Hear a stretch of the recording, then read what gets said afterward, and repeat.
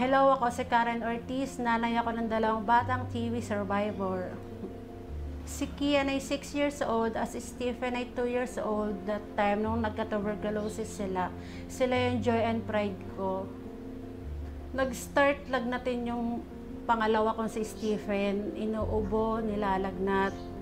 Na hindi ko alam na sign na pala ng tuberculosis. Yung panganay ko na si Kian na 6 years old, payat, tas walang ganang kumain. Sobrang nag-alala ko kaya hindi ko alam kung anong gagawin ko ng mga panahon na yun. Wala akong idea kung COVID ba or TB.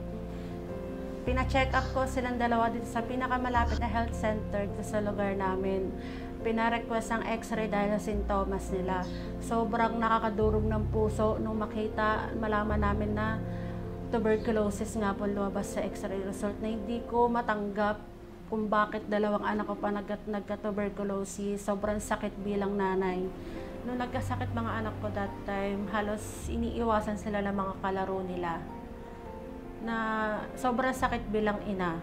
Hindi ko mapaliwanag sa kanila na maayos dahil hindi pa maintindihan.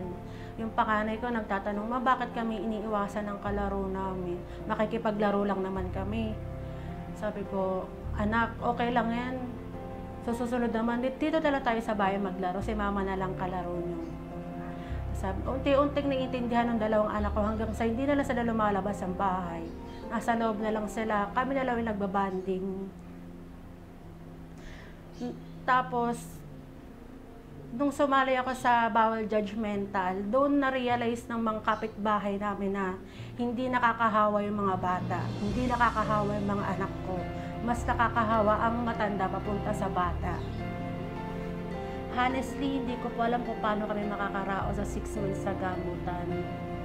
At thanks to health center dahil na-provide nila ng libreng gamutan para sa bata na hindi ko alam na meron din palang gamutan na libre para sa bata na akala ko sa matanda lang po ang libre. At laking pasalamat ko dahil sa kanila, 6 months sa gamutan, libre po ang gamot ang aking mga anak at gumaling po ang aking mga anak.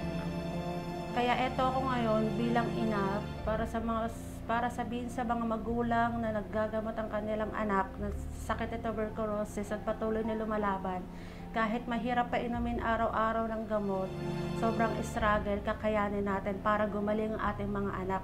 Laban lang, makakaraos din kayo sa 6 months sa gamutan at gagaling din ang mga anak niyo. Para healthy lang, kineri ko to, carry mo din. Let's fight to end tuberculosis today.